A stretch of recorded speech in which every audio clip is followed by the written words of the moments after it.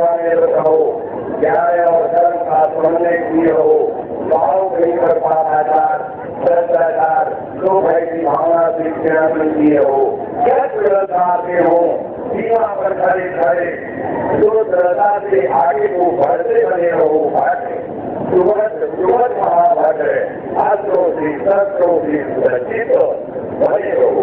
योगराज तुम हो नपत महान, तुम हो नपत महान, तुम्हारे लिए यही वरदान, तुम्हारा राज प्रभुर भाव करता बनी जगत तुम्हारा एक अधिकार रहेगा, राजकोट द्वारा दर्शाना रत्नाकर आधार रहेगा।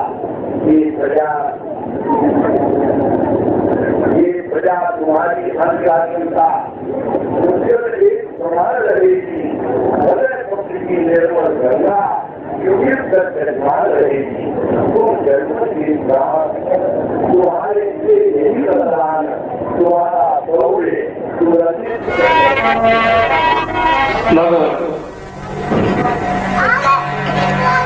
गौर शरीर विभूति विराजा, राजत शीत जटालत स्वामी, बाल प्रकुंड विशाल विराजे, मृग छाल तुमीर सरासन गामी, पीतु पुरीत कुठार आले प्रकुंड विशाल विराजे, मृग छाल तुमीर।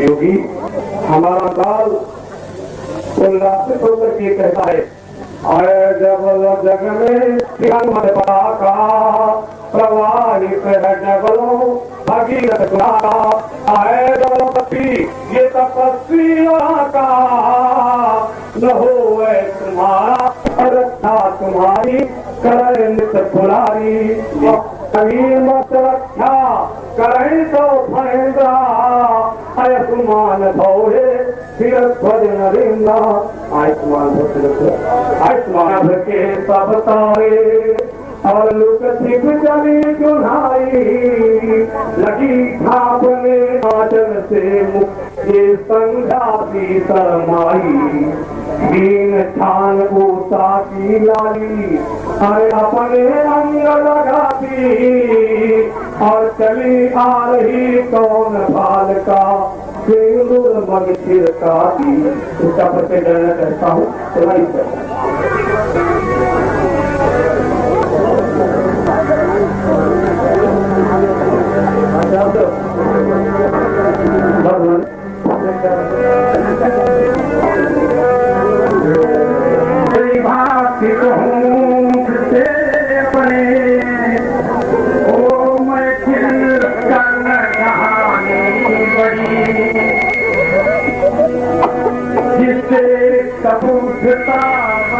इसलिए सीता नाम कर इसका आपने करवाया है लाल किला। शक्ति तुम्हारी लाली सदा अमर हो, तुम हो जिसकी और विजय का पूरा तथ्य उधर हो, संस्कृति है स्वदेश की समस्या, मांग भरी हो जिसने तेरी, मांग भरी हो जिसने तेरी, वो अमृत का घर हो, ये धरती की शक्ति तुम्हारी, लाली सदा अमर हो, लाली सदा अमर हो। योगी एक विशेष बात बताऊं, एक समय शिव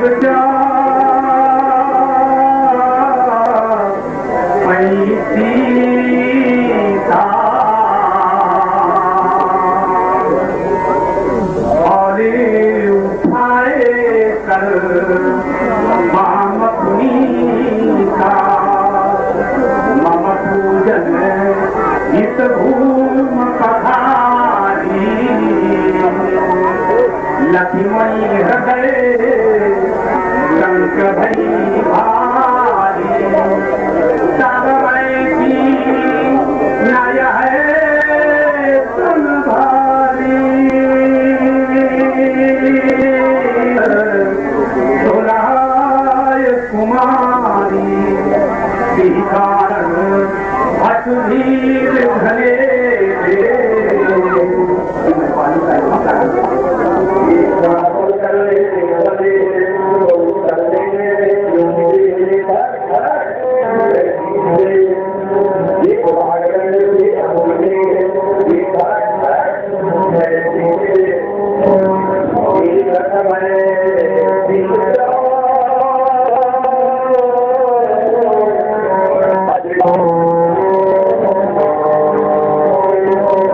नमस्कार, आप हैं कानपुर शैली की रामलीला के सुविख्यात जनक अभिनेता रहे यश शेष पंडित दयाशंकर त्रिवेदी उर्फ दयालु जी।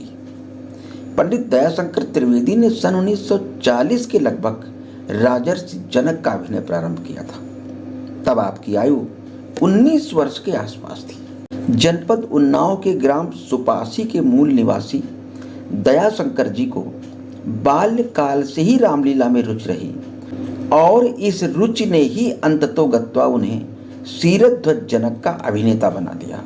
स्वर, स्वरूप, साहित्य और कला हर दृष्टि से वो जनक अभिनय के सशक्त अभिनेता थे, जिसकी प्रतिपूर्ति आज तक कोई नहीं कर सका। रामलीला जगत में दयालु जी की पहचान मर्यादित, अनुशासन प्रिय एवं कला पारखी अभिनेता की रही है। यदि कहीं धनुष का निर्माण काम चलाऊ तरह से किया गया है, जानकी जी की वेशभूषा राजकुमारी जैसी नहीं है, तो वे इसे लीला की मर्यादा के विरुद्ध मानकर नाराज हो जाते थे। जानकी जी नहीं है मौके पर तो बिगड़ जाते थे। हाँ। उनको एक्शन, मोशन और बैठक, धनुष के प्रति, जानकी के प्रति ये बहुत बड़ी श्रद्धा थी। ये धनुष खराब बना हुआ है और जानकी का श्रृंगार ठीक नहीं है, तो तुरंत जो है वो कलाकारों पर जो है हावी हो जाते थे। उनके एक विलाप गीत में रघुवंशी वीर बैठे हैं जैसी पंक्ति आती थी। इस पंक्ति के बोलते समय यदि कहीं मंच पर उन्हें श्री राम और लक्ष्मण की उपस्थिति नहीं दिखाई दी, तो वे तुरंत तल्ख स्वर में बोल पड़ते थे कि कहाँ है रघुवंशी। मंडलाधीश उत्तर दे कि रघुवंशी इस समय मंच पर क्यों उपस्थित नहीं है। इसलिए श्री राम और लक्ष्मण अभिनेता सदैव सावधान रहते थे और उनकी इस पंक्ति के पहले ही मंचस्थ हो जाते थे। एक बार कहेजरी में मंचित हुई धनुष यज्ञ लीला में मुझे भी उनके विलाप के समय मंच पर पहुंचने में विलंब हो गया था। तब मैंने भी उनका यह प्रदर्शन देखा था। मुझे कई बार उनके साथ मंच साझा करने का अवसर मिला और हर बार उनका स्नेह युक्त आशीर्वाद प्राप्त हुआ। दयालु जी के अभिनय कौशल की यश कौमुदी चहुओर ऐसी फैली कि न केवल कानपुर और उन्नाव अपितु अयोध्या, गोंडा तथा पीलीभीत सहित प्रदेश के विभिन्न जनपदों के अनेक रामलीला मंचों की दयालु जी वर्षों बरस तक पहली पसंद रहे। जनक के सर्वश्रेष्ठ कलाकार पंडित दयाशंकर जी त्रिवेदी उर्फ दयालु जी, उनके व्यक्तित्व के बारे में जितना कम कहा जाए, इतना सुरीला कलाकार, इतना सज्जन निर्मल मन जिनका हो, ऐसा जनक का अभिनेता हमने कोई देखा नहीं है। दयाशंकर जी त्रिवेदी उर्फ दयालु भैया रामलीला की अपने जमाने की एक शान हो गए, बेजोड़ कलाकार। जनक को वो कहीं ना कहीं 24 घंटे महसूस करते थे। ये बहुत बड़ी बात है। अभिनय कर लेना और उस अभिनय को महसूस करना, उसका आत्मसात करना, ये दयालु भैया को आता था। प्रति एक्शन भी उनका बेजोड़ था। जनक प्रति में लक्ष्मण जी की बात पर उनका जो एक्शन होता था मंच पर, ये भी देखने योग्य होता था। और इस मामले में वो अकेले अभिनेता थे, इतने विनम्र। और उनकी विशेषताओं में विदाई के लिए तो कभी उन्होंने जीवन में कहा नहीं, विदाई कभी देखी नहीं। अगर विदाई किसी ने दी और उन्होंने बाई चांस देख ली ज़्यादा भाई तो वापस कर दी हाथ जोड़ के, अरे भैया इतनी हमारी विदाई नहीं होती, इतनी होती। और मैंने वो कालखंड देखा जिस गली में वो एक किराए के मकान में रहते थे, उसी गली में भगवत कृपा से 2-2 मकान उनके अपने थे। तीनों बच्चे व्यवस्थित। दयालु जी की एक विशेषता यह भी थी कि वो लक्ष्मण परशुराम संवाद के दृश्य में लक्ष्मण जी के बोलना प्रारंभ करने के बाद ही व्यास जी से अनुमति लेकर के नेपथ्य में जाते थे, जबकि अन्य लगभग सभी जनक अभिनेता अति डर उतर देत नृप नाही की अर्धाली लगते ही श्री राम को अपना माइक पकड़ाकर नेपथ्य में चले जाते हैं। पंडित दयाशंकर त्रिवेदी कुशल अभिनेता के साथ साथ सिलाई के उत्कृष्ट कारीगर भी थे। न केवल सामान्य अपितु कलाकारों के अभिनय संबंधी वस्त्रों की सिलाई एवं सज्जा का भी कार्य उन्होंने लंबे समय तक किया है। वर्ष 2007 में 86 वर्ष की आयु में इस महान कलाकार ने इस संसार को सदा सदा के लिए अलविदा कह दिया। प्रस्तुत है दयालु जी की अभिनय यात्रा के संदर्भ में 27 दिसंबर 2016 को उनके छोटे सुपुत्र पंडित गोपाल त्रिवेदी तथा 26 दिसंबर 2016 को उनके शिष्य ख्याति लब्ध जनक अभिनेता पंडित दिनेश कुमार मिश्र से हुई विशेष बातचीत। पूरा नाम क्या लिखते हैं आप? मैं अपना गोपाल त्रिवेदी लिखता हूँ। आपके पिताजी पंडित दयाशंकर त्रिवेदी, श्री दयाशंकर त्रिवेदी दयालु जी वो जनक का अभिनय करते रहे, बहुत नामी गिरामी अभिनेता रहे। उनके बारे में कुछ बताइए, उनका अभिनय कब देखा था आपने पहली बार? मैंने तो उनका अभिनय जब मेरी 7-8 साल की उम्र थी जी, तब से ही देखना शुरू कर दिया था। हाँ। लेकिन ज़्यादा कुछ, क्योंकि पिताजी सब जगह जाते थे, हम लोग ज़्यादा इंटरेस्ट था नहीं। अच्छा, आपकी रुचि ज़्यादा नहीं थी? रुचि ज़्यादा थी नहीं, लेकिन जैसे जैसे उम्र बढ़ती गई हाँ। वैसे वैसे लगा कि ये कुछ अच्छा होता। जब हमारे पड़ोस में वहीं जहाँ हम रहते थे फूलबाग में जी, और वहाँ पर एक और परशुराम जी बनते थे, पंडित श्री तेजान वाजपेयी जी, वहाँ वार्षिक उत्सव हुआ करता था। उसी उत्सव में हम लोग जाते थे। फिर जहाँ पर कहीं भी हुए, कई जगह हमको पिताजी ले भी गए, हम पीलीभीत भी गए अच्छा उनके साथ। और वो जब ये आपका दशहरा और दीपावली इस सीजन में बहुत ज़्यादा वो उनके प्रोग्राम लगे रहते थे जी जी, कंटिन्यू, कभी कभी 3-3 4-4 रात लगातार रहता था। हाँ। तो ये कब से अभिनय शुरू किया उन्होंने, कुछ जानकारी है आपको? जानकारी तो ये है कि जो हमारा गांव पड़ता है कर्मी बिजला मऊ से पहले गांव पड़ता है, ये आपका सुपासी गांव पड़ता है उन्नाव में ही जी। चंद्रशेखर आजाद का आपने नाम सुना है? हाँ। जी, हाँ। उस वाले गांव में पिताजी वहीं के हैं। अच्छा, वहीं के मूल निवासी वो वहीं के हैं। सुपासी बोलते हैं उसको। अच्छा, सुपासी बोलते हैं उसको, सुपासी करके बोलते हैं, गांव है वहाँ पर। हाँ। और वो वहीं के हैं। तो मैं अपने पिताजी के साथ, एक्चुअली में पिताजी हमारे गया करने के लिए जा रहे थे जी। तो गया करने के पहले जाया जाता है कि आप अपने मामा के यहाँ जाएं। तो हम लोग अपने पिताजी को, सब लोग जगत मामा थे तो हम लोग भी मामा कहते थे। तो वो हमारे पिताजी अपने मामा के यहाँ ले गए कि गया करने के पहले मामा के यहाँ जाया जाता है। तब उनके मामा ने बताया कि इनकी जब 5 वर्ष की उम्र थी तब ये रामलीला के बहुत शौकीन थे। तो ये रात में चुपचाप बोल जाते थे कि हम 9 बजे 8 बजे आ जाएंगे, लेकिन ये 12-1 बजे तक नहीं आते थे। फिर इनको ढूंढा जाया करता था कि कहाँ पर हैं। तो ये रामलीला देखने चले जाते थे। अच्छा। कभी कभी ये फिर 2 बजे का टाइम ले जाते तो कभी रात में आते नहीं थे। तो इनको ये बचपन से ही शौक था जी। करते देखते देखते ये खुद ही रामलीला का शौक करते करते खुद ही जनक का रोल करने लगे। जनक का ही रोल की शुरुआत की थी। फिर जनक का रोल करने लगे और फिर इन्होंने विलाप करने लगे। तो लोगों ने इनकी आवाज़ देखी, बड़ी मधुर है। तो धीरे धीरे इनको बोले कि आप स्टेज में भी करने लगो। इसलिए पिताजी फिर स्टेज में भी आ गए। तो लगभग ये एक कौन संस्कार काल रहा होगा सन? वैसे तो जब मेरी तो देखिए पैदाइश 1960 की है जी। और हम लोग 3 भाई हैं। हमारे सबसे बड़े भाई हैं वो लक्ष्मी रतन त्रिवेदी हैं। उनकी उम्र करीब जी लक्ष्मी रतन त्रिवेदी हैं। उनकी उम्र सबसे बड़े वही हैं घर में। हम लोग 3 भाई 1 बहन है जी। तो उनकी उम्र करीब 66-67 के आसपास है जी। और पिताजी को ये करीब करीब हो गया है काम जनक का रोल करते करते। आई थिंक वो 50 से पहले कर रहे हैं। सन 50 से पहले कर रहे हैं। 40-45 के बीच से उन्होंने शुरू कर दिया था। अच्छा। काफी साल उन्होंने किया कार्यक्रम। बहुत साल। और केवल जनक का ही रोल उनको अभिनय पसंद था। और दूसरे अभिनय में हाँ। और अपने आप सारी जितनी ड्रेसें वो बनाते थे सब ज्यादातर अपनी ड्रेसें कोई सिलाई उनकी एक सिलाई का भी काम कर लेते थे। अच्छा, सिलाई का भी काम कर लेते थे। साइड में हाँ जी। तो सारी अपनी ड्रेसें बनाते थे। बहुत लोग रामलीला के बहुत कलाकार आ जाते थे, तो पिताजी से हमारी ड्रेसें भी बनवाते थे जी। जो विभिन्न प्रकार की ड्रेसें लगती हैं पूरे कार्यक्रम में जी। और ड्रेसें के अलावा वो मेकअप भी अपने आप ही करते थे, किसी के सहयोग नहीं लेते थे जी। मेकअप कर, और बल्कि मेकअप रात भर करते ही रहते, कुछ ना कुछ इनका चला करता था। Yes yes. हाँ, ये इनकी एक पहचान बन गई थी कि दयालु जी की जो सीख है वो जी, जी। रात भर कहीं मुझ सुधार रहे हैं, कहीं वो कुछ जी जी बनाते रहते थे। पूरा मेकअप अपने आप करते थे जी। और उनके अभिनय के बारे में जब आप सुनते हैं कि बहुत उसकी चर्चा, जब कहीं जानकारी मिलती है आपको, जहां आपको लोग नहीं जानते उन्हें जानते, चर्चा होती, तो कैसा अनुभव होता है उसका? बहुत अच्छा अनुभव होता है। मैं तो कहीं भी गया और कोई परेशानी या संकट तो ऐसे नहीं आया, लेकिन जब कभी आया और हमने अपने पिताजी का नाम बताया तो उनके नाम से बड़ा सहयोग रहा और मिलता भी रहा हमेशा।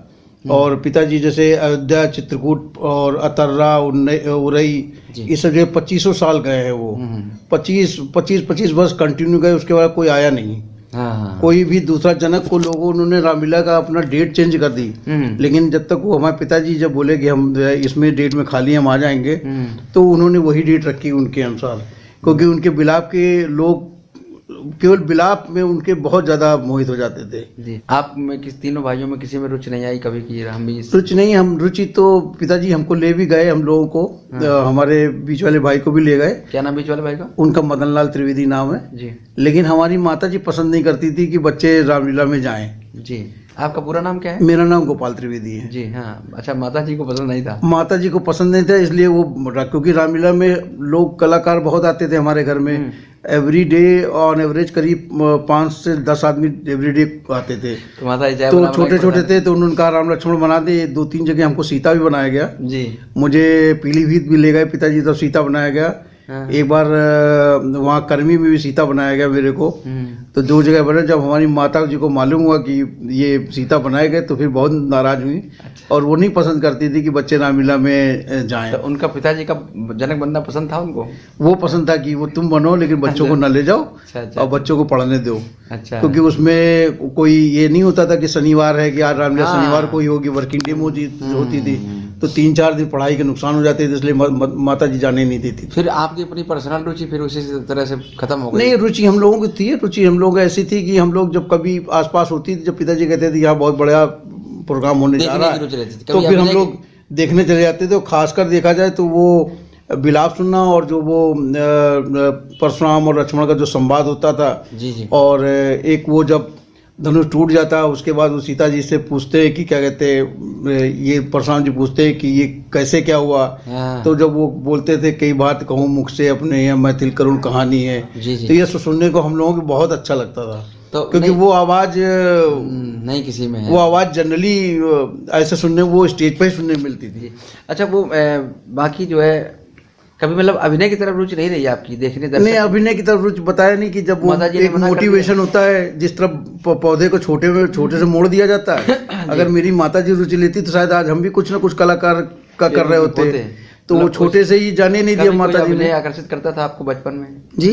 कभी किसी अभिनय ने आकर्षित किया रामलीला मंच से? नहीं, वो फिर किया नहीं, क्योंकि वो शुरू से ही वो बताया नहीं। तीनों में से किसी को नहीं। तो ये रामलीला आपके पिताजी से शुरू हुई आपके घर में और वहीं से उन्हीं से समाप्त हो गई? हाँ जी, देखा जाए उन्हीं से। हाँ, पर एक पहचान तो मिली उनके माध्यम से। हाँ, उनका बहुत यूपी में बहुत नाम था जी। और आज भी लोग उनको बहुत याद करते हैं जी। और उनका बिलाप लोग बहुत गुनगुनाते हैं। बहुत लोगों ने उनकी तरह कहते हैं, मतलब अब मैं तो चलो उनका बेटा हूँ, मैं प्रशंसा क्या करूँ, आम आदमी उनको प्रशंसा करता है। और जैसे नाम था वैसे उनका काम भी था। आखिरी अभिनय कब किया था उनकी जानकारी में? आखिरी अभिनय उन्होंने यहाँ पनकी में, मैं उनको एक बार पनकी में भी अवसर मिला इनको, पनकी मंदिर के पास भी मिला, लेकिन पनकी सी ब्लॉक में भी उन्होंने अभिनय किया था। और इन्होंने आखिरी अभिनय किया है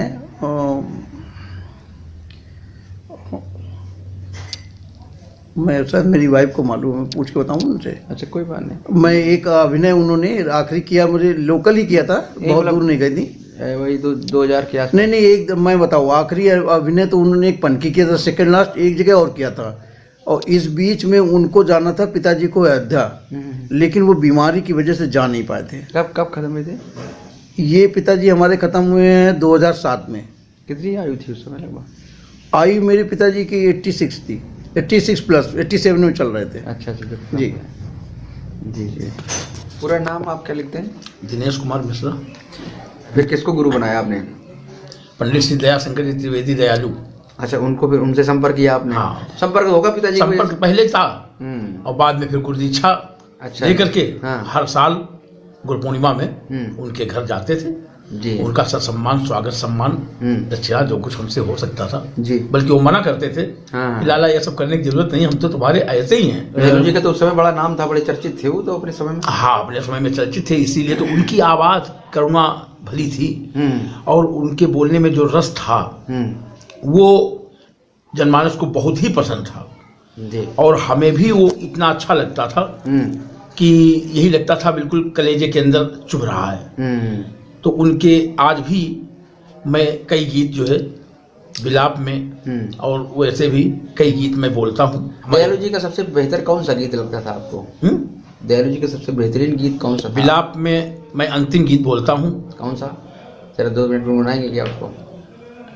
श्री जगत जननी जानकी है, भूमि जा करुणामयी, हे अधात्री मैथिली है, सिंधु जाति गुणाछयी। इसी तरह से जो है पूरा गीत। अच्छा जी, उनके विलाप में एक खास बात थी कि थोड़ी देर में एकदम से कौन सा गीत है जिसमें रघुवंशी का नाम आता है, और रघुवंशी का दिखाई न पड़े तो तुरंत तो बिगड़ जाते थे वहीं पे। हाँ, गुरु जी बोलते थे। हाँ, हाँ। हमारे पास वो गीत नोट नहीं है। हाँ, हाँ। यहाँ वो वीर बैठे हैं, यहाँ श्री रघुवंश मणि बैठे हैं। हाँ, ऐसा कुछ था। गीत, हाँ, उनके पास पीछे पलट के देखा अगर रघुवंशी नहीं दिखाई पड़े तो तुरंत कहाँ मंडलाधीश बुलाइए, रघुवंशी क्यों नहीं है यहाँ पे? हाँ, हाँ, जानकी जी नहीं है मौके पर तो बिगड़ जाते थे। हाँ, हाँ। उनको एक्शन, मोशन और बैठक, धनुष के प्रति, जानकी के प्रति ये बहुत बड़ी श्रद्धा थी। ये धनुष खराब बना हुआ है और जानकी का श्रृंगार ठीक नहीं है तो तुरंत जो है वो कलाकारों पर जो है हावी हो जाते थे। दयालु जी की खास किस राग में अभिनय करते थे? वो किस पे बोलते थे? वो आशावली है, भैरवी है और तोड़ी है, कई रागों में वो भी बोलते थे। ये हमारे गुरुदेव से बढ़िया एक्शन मोशन किसी ने नहीं कर पाया। अच्छा, हमारे हिसाब से जी। हमको बहुत अच्छा लगता था। हाँ, जो चलते थे। हाँ, चलते थे।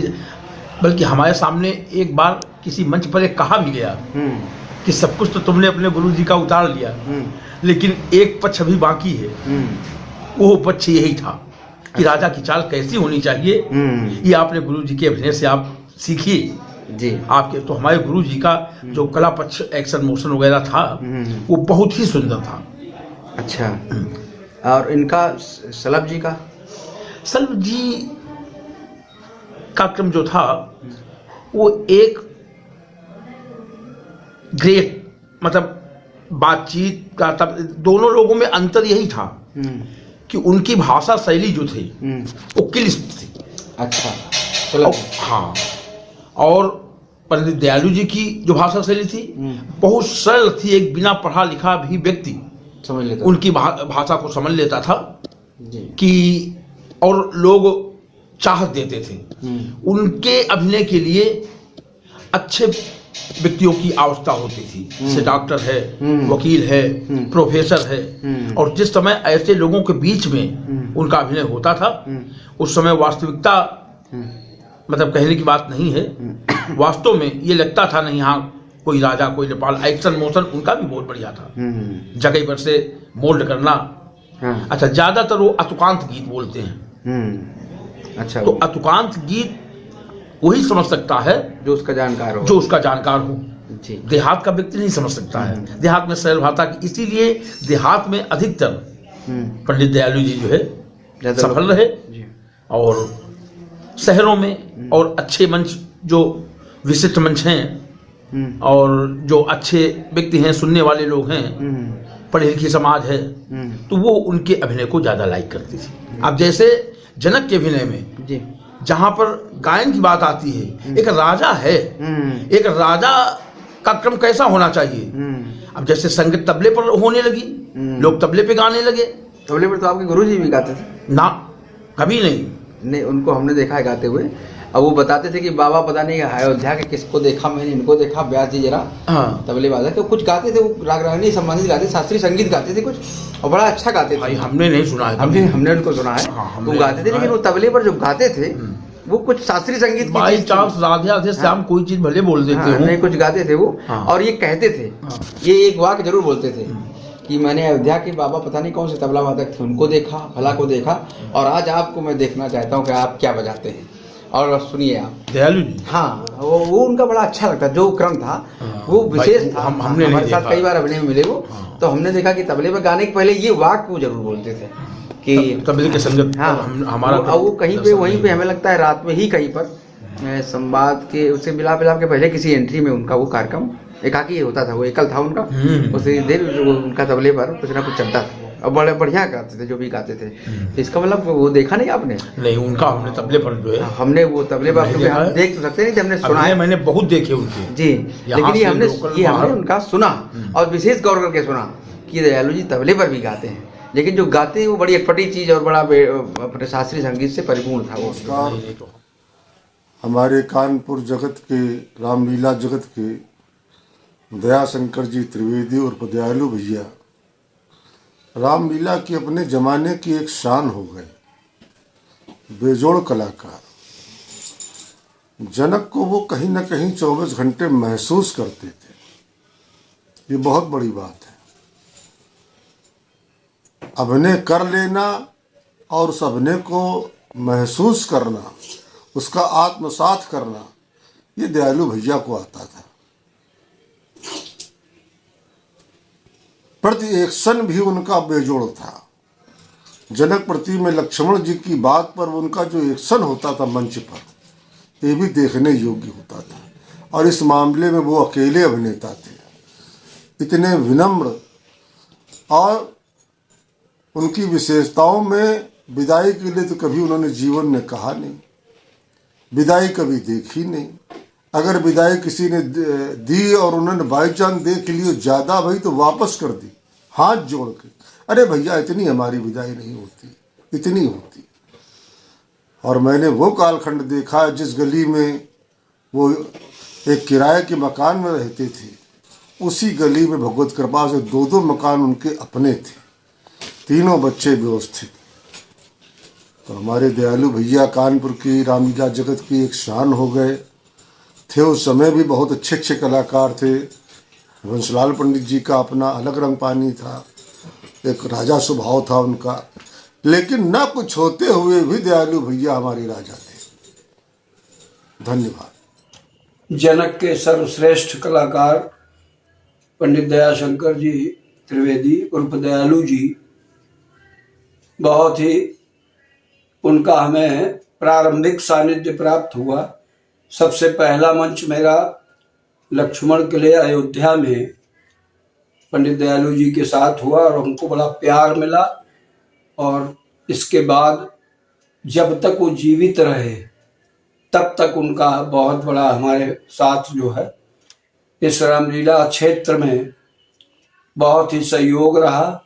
हमारे बड़े प्रशंसक रहे, बड़ा हमें स्नेह करते थे, और उनके व्यक्तित्व के बारे में जितना कम कहा जाए, इतना सुरीला कलाकार, इतना सज्जन निर्मल मन जिनका हो, ऐसा जनक का अभिनेता हमने कोई देखा नहीं है। तो मैं उनके प्रति अपनी श्रद्धा समर्पित करता हूँ कि वो जहाँ भी हों स्वर्ग में उन्हें भगवान जो है शांति प्रदान करे, आनंद का उनका जो है वहाँ अनुभव हो स्वर्ग में। और मैं उन्हें वंदन करता हूँ, उनका सम्मान करते हुए। उनका सानिध्य हमारे लिए वरदान सिद्ध हुआ और उनका बहुत बड़ा रामलीला क्षेत्र में भी हमारे साथ सहयोग रहा। विभिन्न मंचों में हमें वो ले गए, बड़े बड़े मंचों में उन्होंने हमें लक्ष्मण के अभिनय में भी प्रस्तुत कराया अब और हमें ख्याति दिलाई। और व्यासपीठ में हम जब जुड़े तब भी उनका हमारा बहुत साथ रहा, हमारी बड़ी प्रशंसा करते थे।